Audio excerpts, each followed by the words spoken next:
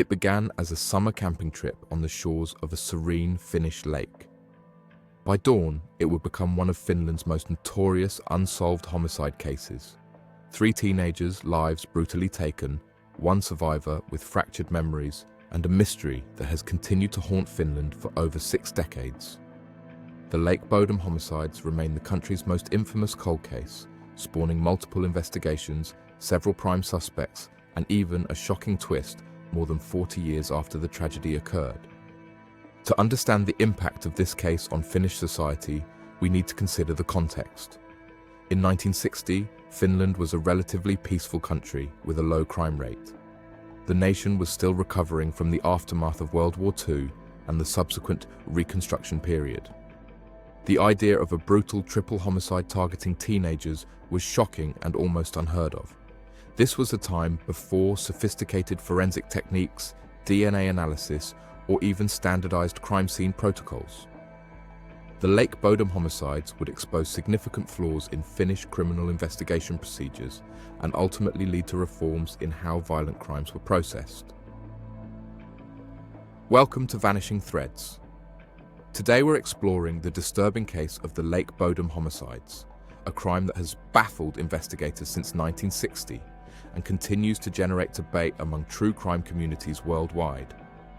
On Saturday, June 4, 1960, 4 Finnish teenagers decided to go camping along the shore of Lake Bodom, located near the city of Espoo, about 22 kilometers west of Helsinki. The group consisted of 15-year-old Maila Björklund and her boyfriend, 18-year-old Niels Gustafsson, along with another couple, 15-year-old Anja Mäki and 18-year-old Seppo Boisman. Lake Bodom itself was a popular recreation spot, known for its natural beauty and relatively close proximity to Helsinki. On summer weekends, it was common for people to camp along its shores, swim in its waters, or hike the surrounding woodland trails. For these 4 teenagers, the decision to camp there was nothing out of the ordinary, just a chance to enjoy the beginning of summer together. The teens arrived at the lake in the afternoon. They carefully selected a spot near the shoreline that offered both privacy and a scenic view of the water. The site was accessible by a small dirt path, but somewhat secluded from other potential campers. After setting up their modest tent, they spent the remainder of the daylight hours doing what typical teenagers might, talking, laughing, possibly exploring the immediate area. Witnesses who saw them that afternoon described nothing unusual about their behavior or demeanor.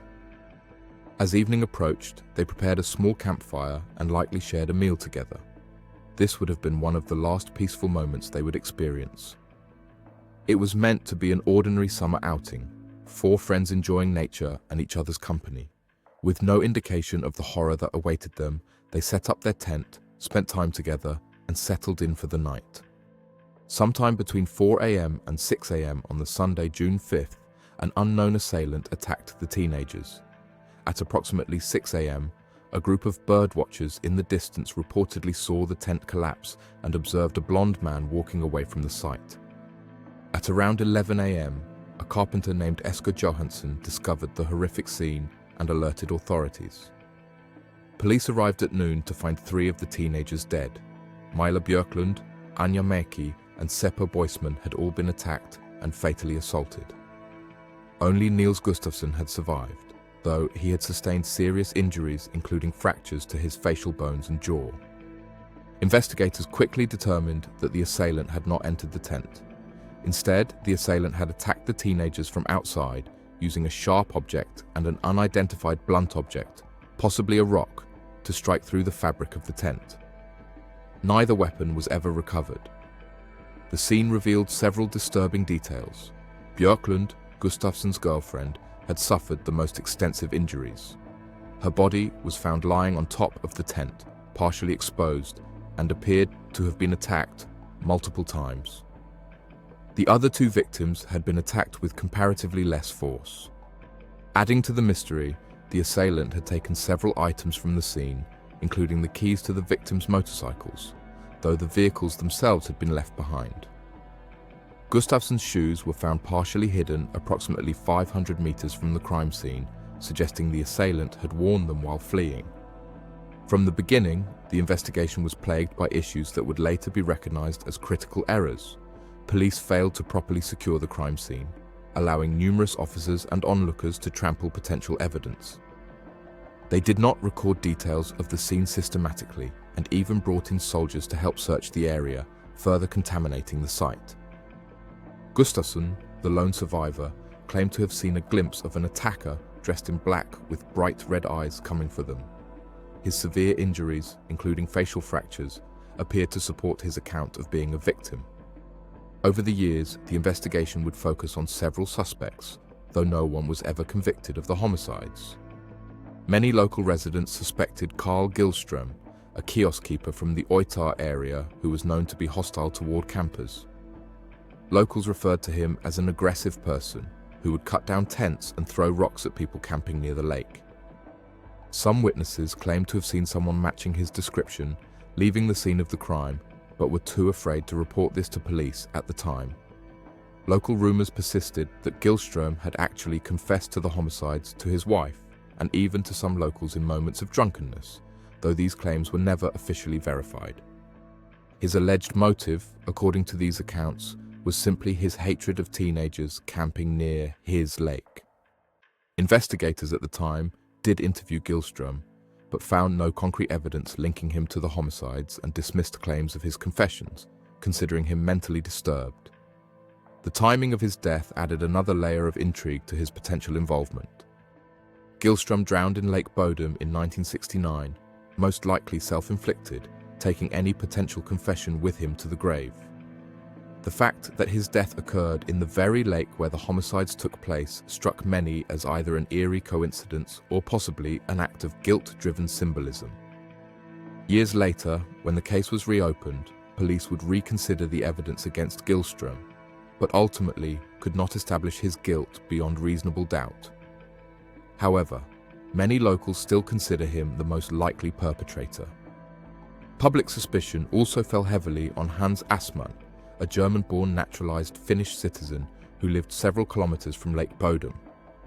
The interest in Assmann as a suspect intensified in the 1980s when journalist Jorma Menttila began investigating the case. What made Assmann particularly intriguing was his background. He reportedly worked as an agent for the KGB, the Soviet Union's intelligence service, during the Cold War period. This added a layer of international intrigue to the case that captured public imagination. A series of books published in Finland in 2004, including Menttila's Who Killed at Lake Bodom, promoted theories that Assmann was responsible not only for the Lake Bodom assault, but also for other unsolved homicides in Finland. These publications fueled widespread public belief in his guilt, despite official denials from authorities. Adding to suspicion, on the morning of June 6, 1960, the day after the incident, Assmann had reportedly shown up at a hospital in Helsinki with blood on his clothes, with leaves and twigs in his hair, and with apparent scratches on his face. Despite these suspicious circumstances, police did not pursue him seriously as a suspect. According to some accounts, this was because he had connections to influential people through his intelligence work, though official explanations cited his alibi for the night of the crimes, claiming he had been in Germany at the time. Critics of the investigation pointed out that travel between Finland and Germany would have been possible within the timeframe. When Menttila tracked down and interviewed Assmann decades later, he reportedly gave evasive answers about his whereabouts on the night of the crimes. Hospital records from his June 6th visit were later reported missing, further fueling conspiracy theories. Assmann later moved to Sweden, where he would spend the remainder of his time till the late 1990s. On his deathbed, he allegedly confessed to homicide, though not those at Lake Bodom. The true extent of his involvement, if any, remains a matter of speculation, but his name continues to be prominently associated with the case in Finnish popular culture. During the mid-1960s, a prison inmate named Pentti Soininen claimed to a fellow prisoner that he was responsible for the Lake Bodom assaults. However, he would have been only about 14 years old at the time of the incident, raising doubts about whether he could have overpowered 4 older teenagers. Soininen was serving time for property crimes and had a history of psychological issues. While his confession was initially dismissed due to his age at the time of the incident, Some investigators later considered that he could have potentially been involved as an accomplice to an older perpetrator, or that his confession might have contained elements of truth mixed with fabrication. What made Soininen's claims particularly intriguing was that he reportedly knew certain details about the crime scene that had not been widely publicized. However, without physical evidence connecting him to the incident, and with his young age at the time of the crimes, authorities ultimately did not pursue him as their primary suspect. Like Gillström, Soininen would not face justice in court.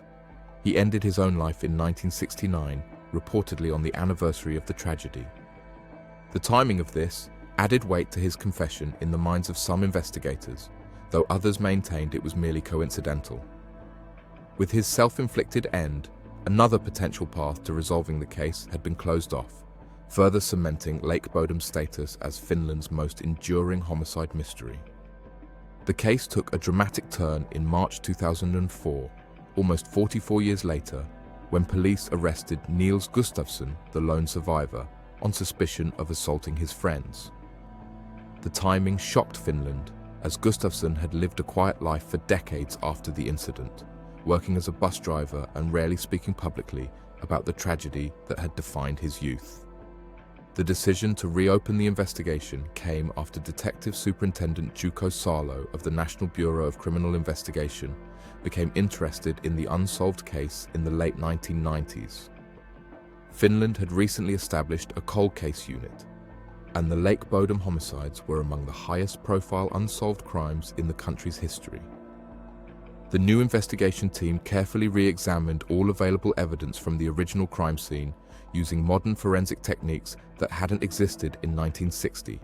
They reanalyzed clothing fibers, bloodstain patterns, and photographs from the scene. While much evidence had been lost or degraded over the decades, they were able to draw new conclusions from what remained. The Finnish National Bureau of Investigation declared they had solved the case based on their new forensic analysis. According to their interpretation, Gustafsson had been drunk and excluded from the tent when he attacked Boisman, getting his jaw broken in the resulting fight. The theory suggested that the altercation then escalated into Gustafsson harming all three of his friends. Investigators proposed a motive centered on jealousy and rejection. They theorized that Gustafsson had become enraged when his girlfriend, Maila Björklund, appeared to show interest in Seppo Boisman. This, combined with alcohol consumption, allegedly triggered a violent outburst that resulted in the assaults. Modern DNA analysis revealed that blood from all three attacked victims was found on Gustafsson's shoes, while his own blood was absent. Prosecutors argued this indicated that Gustafsson's injuries had occurred at a different time than the attack on the other teenagers. They suggested he had committed the murders, hidden items to fake a robbery, injured himself afterward, and then returned to the tent barefoot to pretend to be unconscious. The investigation's conclusion was controversial from the start. Many Finns had difficulty accepting that the person long viewed as the sole survivor and a victim could actually be responsible for the brutal crimes. Additionally, some forensic experts questioned whether the new analysis could reliably interpret evidence that had been improperly collected and stored for over 4 decades. Gustafsson's trial began on August 4, 2005, at the District Court of Espoo. The proceedings quickly became one of the most closely watched trials in Finnish history, with extensive media coverage. For many Finns, it reopened wounds from a crime that had haunted the national consciousness for decades. The prosecution presented their reconstructed timeline, focusing on bloodstain patterns and the lack of Gustafsson's blood on his shoes. They brought in forensic experts who testified that the pattern of blood spatters and the positioning of victims suggested Gustafsson could have been the perpetrator. The prosecution particularly emphasized the excessive violence directed at Björklund, Gustafsson's girlfriend, as indicative of a crime of passion. Gustafsson's defense team, led by attorney Rieta Lepiniemi, mounted a vigorous challenge to the prosecution's case. His defense lawyer contended that the homicides were committed by one or more outside attackers, and that given the severity of his injuries, Gustafsson would have been incapable of harming 3 people. The defense brought in their own forensic experts who contested the prosecution's interpretation of the bloodstain evidence. They argued that Gustafsson's injuries, including significant facial fractures, were consistent with him being a victim rather than a perpetrator. Medical experts testified that such injuries would likely have rendered him incapable of carrying out the attacks as described by the prosecution. Perhaps most significantly, the defense highlighted the numerous contamination issues and procedural problems with the original crime scene processing. They argued that drawing definitive conclusions from evidence that had been improperly collected and stored for over 4 decades was fundamentally unreliable. On October 7, 2005, after several weeks of testimony, the court announced its decision. The 3-judge panel unanimously acquitted Gustafsson of all charges. The judges explained that the prosecution's evidence was inconclusive. They had failed to demonstrate a motive appropriate for crimes of such extreme violence, and too much time had passed to establish certainty about what had happened that night. In their 60-page ruling, the judges specifically noted that the prosecution had failed to establish how Gustafsson could have inflicted such serious injuries on himself after allegedly harming the others. They also questioned the reliability of forensic evidence that had been compromised by poor initial crime scene management and decades of storage. After his acquittal, the Finnish government paid Gustafsson just under €45,000, approximately $60,000 at the time, as compensation for the mental suffering caused by the lengthy pre-trial detention. After the trial, Gustafsson largely returned to his private life, rarely speaking publicly about the case that had defined so much of his existence. The prosecution initially appealed the verdict, but later withdrew the appeal, effectively ending the legal proceedings. The case was once again officially classified as unsolved. More than 6 decades after that fateful night at Lake Bodom, the case remains one of Finland's most enduring mysteries. The true identity of the assailant, whether it was one of the named suspects, Gustafsson himself, or someone else entirely, continues to be debated in true crime circles around the world. The initial investigative failures, including the contaminated crime scene and lost evidence, mean that modern forensic techniques can only reveal so much. Key pieces of the puzzle, including the homicide weapons, were never recovered. Many critical witnesses have since passed away, and memories have faded with time. The events have inspired numerous books, documentaries, and even a Finnish film, released in 2016, titled simply Bodom, loosely based on the events. The case has also influenced popular culture in unexpected ways. Finnish metal band Children of Bodom, which achieved international success, took their name from the incident. The site of the homicides has become an unofficial tourist destination, with people visiting the shores to pay respects or simply out of morbid curiosity. Perhaps most importantly, the case led to substantial reforms in Finnish criminal investigation procedures. The mistakes made at Lake Bodom became textbook examples of what to avoid, and modern Finnish crime scene processing is now conducted with much greater care and scientific rigor. The Lake Bodom case stands as a stark reminder of how difficult it can be to solve violent crimes, particularly when initial investigations are compromised. It also shows how such cases can continue to captivate public attention decades later, as new generations discover the mysteries of the past and wonder what really happened on that shore in the early hours of June 5, 1960. In the end, the true story of what occurred at Lake Bodom may never be known with certainty. The only person who might have definitively answered the question, the criminal themselves, may well have taken their secrets to the grave, leaving behind only theories, suspicions, and unanswered questions. Cases like Lake Bodom remind us of the fragility of truth and memory. They show us that even with decades of investigation and the advent of modern forensic techniques, some mysteries resist simple resolution. Perhaps what draws us to such cases is not just the puzzle they present, but the mirror they hold up to our own search for meaning in the face of uncertainty. For the families of those affected by the Lake Bodom incident, closure remains elusive. For Finland, it remains a cultural touchstone, a reminder of how a single night can echo through generations. And for those of us who study such cases, it's a humbling reminder that sometimes, despite our best efforts, some questions may never find their answers. Thanks for tuning in, and until next time, Stay curious, stay safe.